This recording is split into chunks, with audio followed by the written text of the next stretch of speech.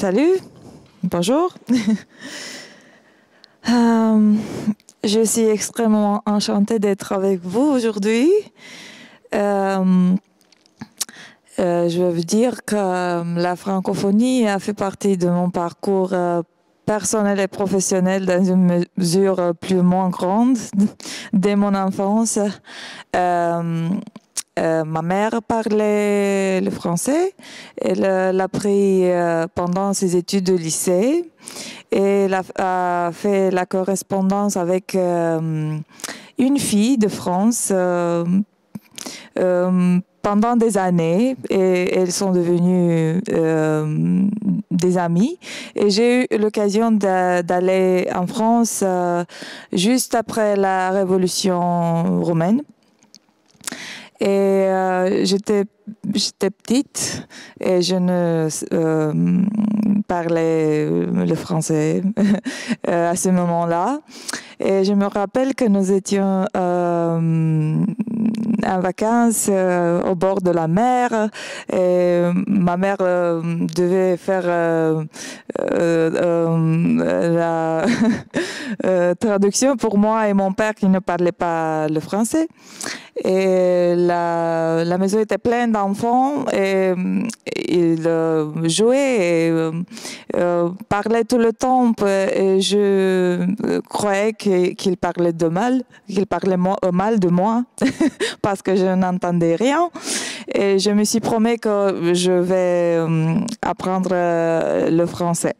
C'est ce qui s'est passé pendant l'école. Et quand il s'agissait des études pour mon avenir, je n'ai pas décidé de faire de la musique. Je décidais de faire des études économiques pour avoir un avenir certain parce que la musique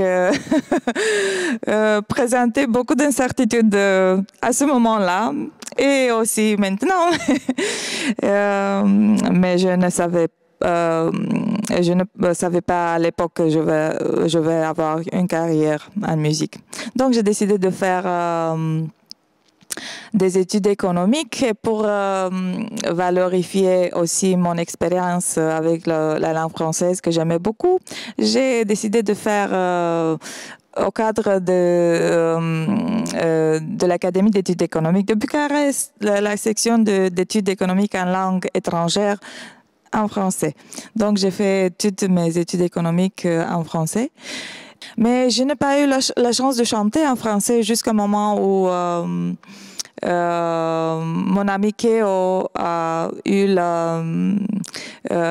l'initiative de faire le projet French Mania, qui a été un projet absolument génial pour moi. Et j'ai eu l'occasion de chanter tous les tubes que j'appréciais déjà de Céline Dion, de Lara Fabian, et aussi des projets nouveaux, comme Christine and the Queens. Est-ce que c'est quelqu'un de vous qui sait ce projet? Ok. Ok. Ouais, c'est très cool. Et finalement, la musique qui se mêle absolument génial avec la langue française, ce sont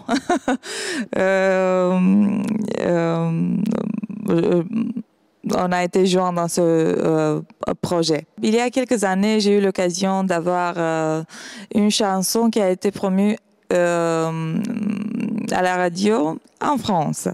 La chanson s'appelle I Need You More. Le texte initial n'a pas été conçu en français, mais ma maison de disques a présenté la chanson en France et elle a été bien agréée. Et c'est ça qu'on a eu l'occasion de faire une collaboration avec Lexley, qui était à l'époque une jeune fille qui avait gagné un concours de talent. Et elle était au début de sa carrière en France. Et nous avons fait une collaboration avec elle sur ce tube. Et le tube a eu grand succès sur la radio en France. Elle a été extrêmement connue. Et donc, on a eu l'occasion de travailler avec un metteur en scène français, une expérience totalement agréable et différente de ce qu'on a fait à Roumanie. On a filmé un studio, mais aussi sur les rues de Montmartre. Ok, donc on a quelques questions et je vais répondre. Qu'est-ce que la musique représente pour toi? Une définition personnelle. Pour moi, la musique, c'est émotion pure. Il y a quelques années, j'ai eu l'occasion de chanter quelques chansons sur des émotions et des sentiments que je n'avais pas vécu jusqu'à ce moment-là. Et c'était extrêmement intense à cause de la mélodie et du texte. Je crois qu'au moment où une chanson est très bien faite, peut accéder à des sentiments que tu ne connais pas, tu n'as expérimenté déjà, mais tu peux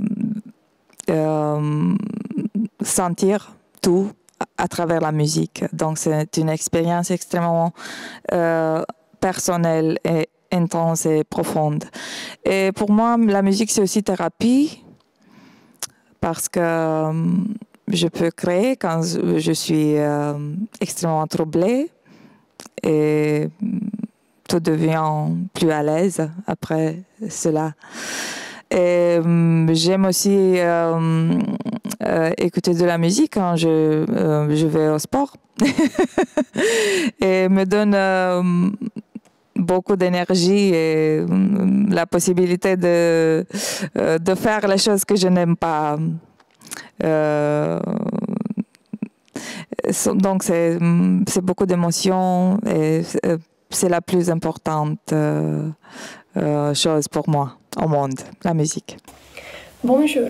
Pourrais-tu nommer quelques avantages que la francophonie t'a apporté?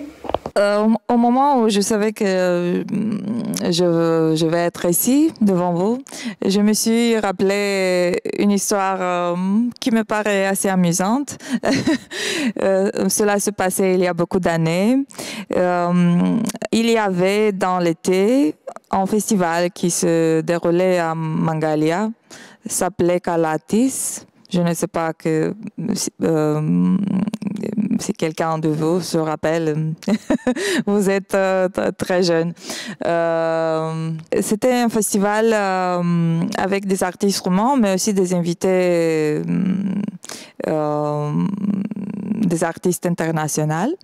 Et à l'époque, il y avait Ingrid, qui était un artiste d'origine italienne, je crois, mais elle avait des tubes en français. Et le hit le plus connu, c'était « Tu es foutu ». Ok. Et elle est venue à Roumanie et elle devait avoir dans son récital un invité roumain, un artiste roumain. Et c'était déjà prévu et parlé avec son manager.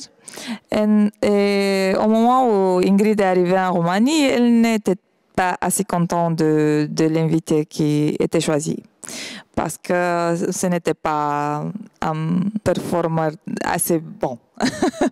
Et il devait trouver une solution pour le moment, dans quelques heures. Et c'était quelqu'un qui me connaissait et savait que je chante et aussi je parle le français. Et c'est ainsi que dans quelques heures,